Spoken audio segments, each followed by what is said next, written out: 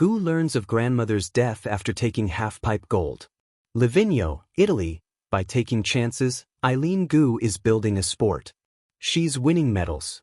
Yet on a sunny Sunday at the Olympics where she defended her title on the half-pipe, maybe the best prize of all was knowing her grandma would be proud. That's why her tears flowed freely. Not long after the victory gave her a record-breaking third Olympic gold medal in free skiing, Gu learned her grandmother, Gu Zhenfeng, had died. She was a steamship, Gu said. This woman commanded life, and she grabbed it by the reins, and she made it into what she wanted it to be. It's the way Gu, the 22-year-old born in America but competing for her mother's homeland of China, likes to approach skiing, school, life and everything she touches. She inspired me so much, Gu said. The last time I saw her before I came to the Olympics, she was very sick, so I knew that this was a possibility.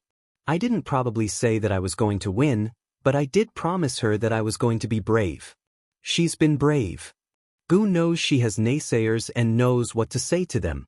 Gu has had to exhibit a certain amount of bravery, too, over her young life. There's bravery on the mountain, where she puts her health and her life on the line with every jump. Then, there's the will of steel she needs to deal with her world off the slopes. Barely a day has passed at either of her two Olympics when Gu doesn't get asked about the country she competes for almost as often as her free skiing. Not a day passes, either, where she doesn't lean into the same message she's been delivering for years. If people disagree with me, if they have other skill sets, which I'm sure they do, then I encourage them to direct it elsewhere, she said.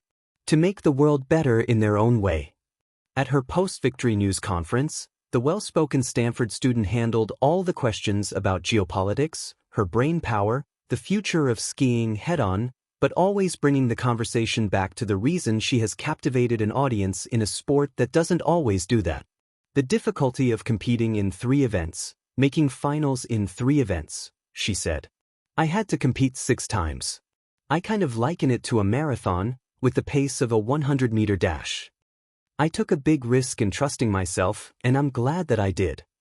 By trusting and winning, Gu has become the most decorated free skier in the short history of the sport at the Olympics. Beyond the medals, she is growing the sport.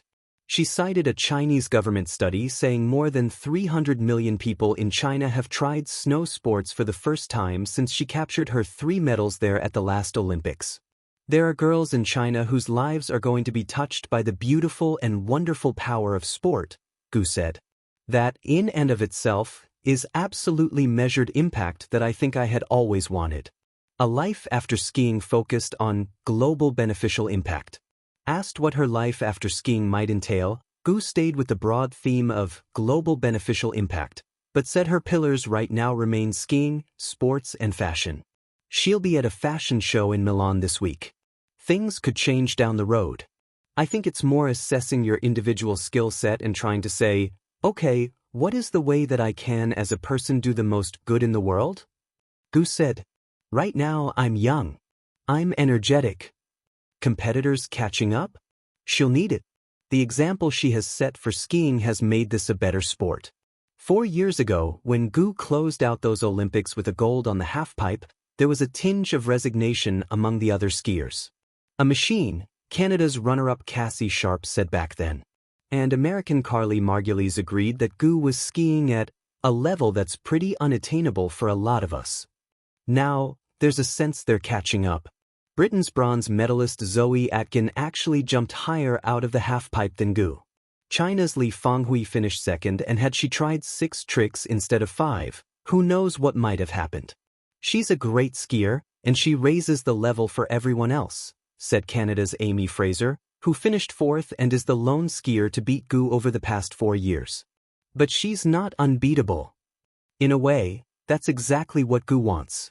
If I went to a middle school and beat everybody at freestyle, it's not exciting for anybody, right? She explained. Once her news conference was over, she exited out a side door, then climbed a grandstand for a few more pictures, a few more hugs. Her grandma didn't see this victory. But Gu couldn't have done it without her. That's why I keep referring to this theme of betting on myself and being brave and taking risks, Gu said. It actually goes back to that promise I made my grandma.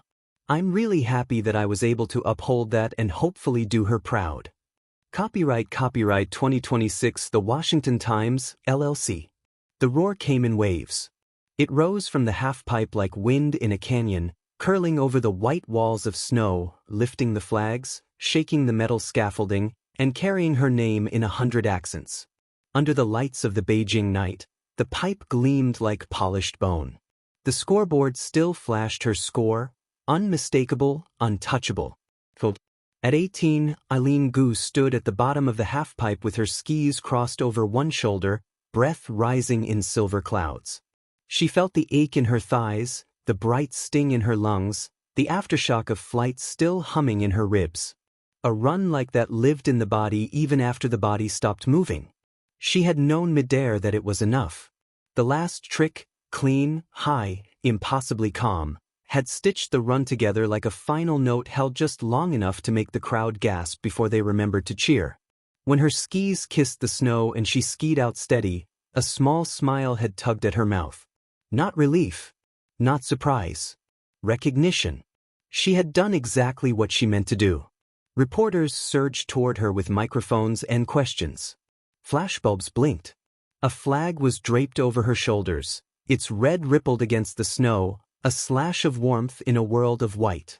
She bowed her head, half laughing, half dazed, and answered what she could. How does it feel? Incredible. Were you nervous? A little. But I trusted my training. What were you thinking before the final run? She hesitated, and for a flicker of a second her eyes went somewhere else, beyond the pipe, beyond the stadium, beyond even the city. I was thinking about my family, she said. That was true. The medal ceremony blurred by in a wash of anthem and light. She stood tall on the podium, gold against her chest, the ribbon cool against her neck. As the music rose, she closed her eyes. She did not cry.